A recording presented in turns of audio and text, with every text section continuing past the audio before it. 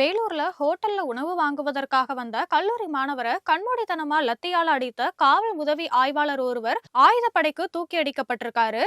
சிவகங்கை மாவட்டம் திருபுவனம் அருகே போலீஸ் விசாரணையில கோவில் காவலாளி அஜித்குமார் உயிரிழந்த சம்பவம் தமிழகத்துல பூதாகரமா மாறியிருக்கு. அது மட்டும் இல்லாம தமிழகத்துல கடந்த சில நாட்களாகவே போலீசாரோட அத்துமீறல்களும் இடமாற்றம் செய்யப்படும் நடவடிக்கைகளும் தொடர்ந்து அரங்கேறி வருது. அது போன்ற நிகழ்வு தற்போது வேலூர் மாவட்டத்திலையும் நடந்திருக்கு.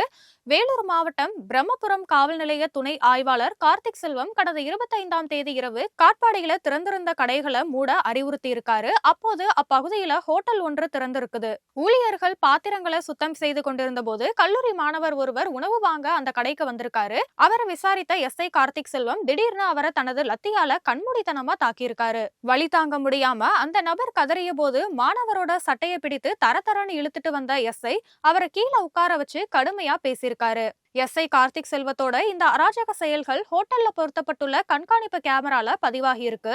இந்த வீடியோவானது தற்போது இணையதளத்துல பரவி பெரும் பரபரப்பை ஏற்படுத்திட்டு வருது. இந்த விவகாரம் பொதுமக்களிடையே கொந்தளிப்பையும் ஏற்படுத்தி இருக்கிற நிலையில மாணவரை தாக்கிய எஸ்ஐ கார்த்திக் செல்வத்தை ஆயுதப்படைக்கு மாற்றி மாவட்ட காவல் கண்காணிப்பாளர் மதிவாணன் உத்தரவிட்டிருக்காரு. அது மட்டும் இல்லாம எஸ்ஐ கார்த்திக் செல்வம் மீது துறை ரீதியான விசாரணை நடத்தவும் உத்தரவிடப்பட்டிருக்கு.